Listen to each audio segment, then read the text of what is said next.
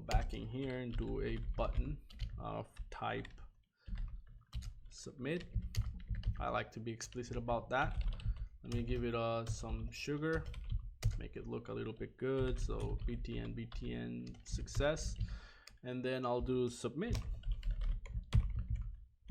Okay, build it. Cool. You see how fast that is? Okay, cool. So now I can go ahead and actually I have this form fill, automatic form fills. Okay, something happened. It's running. It ran as PHP, which I shouldn't. So okay, if that happens, make sure you have prevent over here, so it prevents whatever the default action is.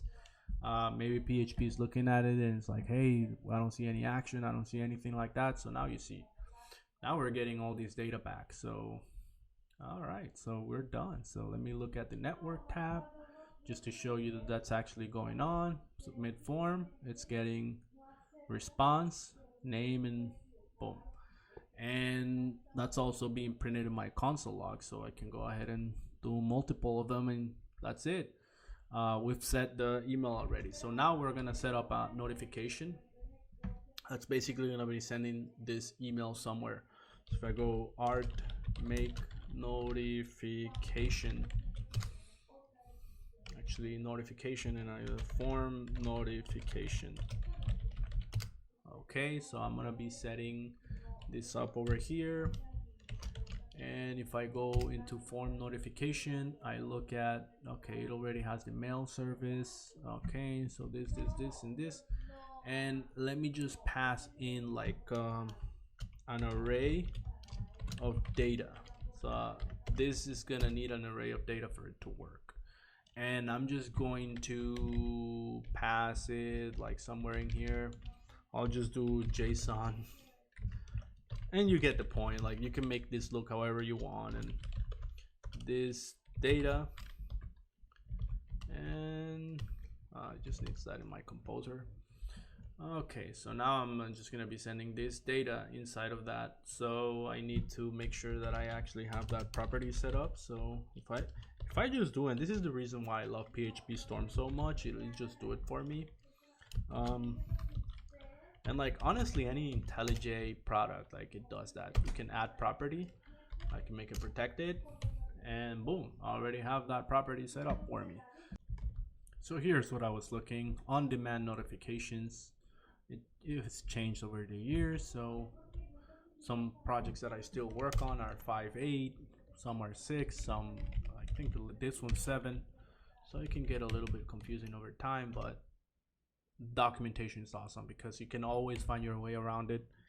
And was checking if the mic is on, and it's always easy to look at and be able to find out exactly what you're looking for. So I'm not gonna be sending any Nexmo or Slack, just gonna be doing, yeah, Taylor that example, why not? Thanks, Taylor. Notify, and then inside the notify, I'm gonna be adding my little notification along with the data that I'm going to be using. So in this case, it's going to be form notification, and it's going to be new. So I'm newing up a class, and it's going to be that, and then I'm going to be adding data right in it.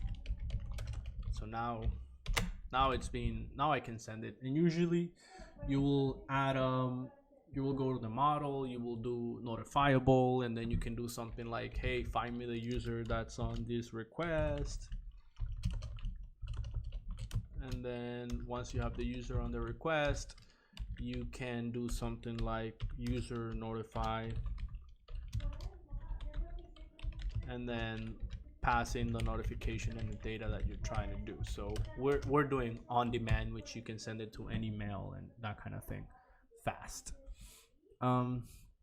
Okay, so it's time for us to try it out from form notification. Let's go ahead and do another form submission. If you go back into the playground, let's do that. Did that send it? So I think it did. So there was a 500. Okay, so we'll do form fill 500, and if I go back and look at the logs, probably tells me what happened. Let me go all the way to the bottom.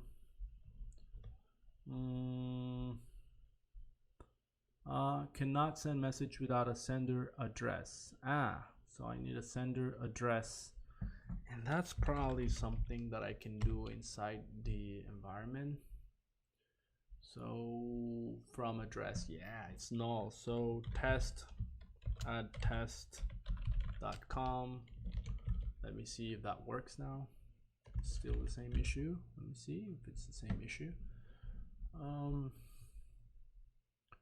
Expected code 250 530 with the required blah blah blah blah blah. So Swift mail. So that's probably configuration still. Let me see. Oh, I have not set it up to be on Mailhog. So if I go in here and I say, hey, I want to do that on 1025, I believe that it was, and maybe I can cheat a little bit, and I'll leave this in the comments so you can see.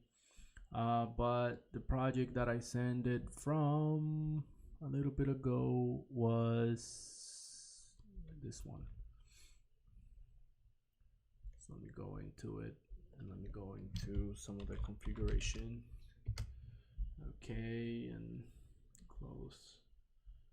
And if I go inside mail, yeah, this is what I need. So SMTP, Mailhug, the host, yeah. So I can go over that for a little bit with you, and then I can tell you. So SMTP, we're going into Mailhug, which directly, like all the other stuff, Redis and MySQL, all the hosts are already, this already has the IP that it needs. And inside the Docker machine, Docker understands that, and that's why the host, it knows already what IP it maps to, because basically that's the name that the container has, and inside of Docker it's going to translate it into the IP of the container. So when you say this is the host Mailhug, it already knows what IP it is, and it already, like, obviously we're passing the port, which I showed you before how it's mapped. So let's try it now. All right, now I didn't get any errors, and let's see, now I have 3 playground notification. Boom. So now I have it right there. It's the full circle came together, and as you can see, it's pretty simple, and like it catches them really fast. And if you're testing like layouts and that kind of thing, it works wonderfully. As you see, like it has all the colors, all this stuff, more or less how it's gonna look on a real email server. So that's it for today, and let me know in the comment section. Let me know what you want to learn about. Let me know if you have any other comments about this, and I hope you have a blessed weekend and blessed week, and I'll catch you up on next week on the next tutorial. So have a good one.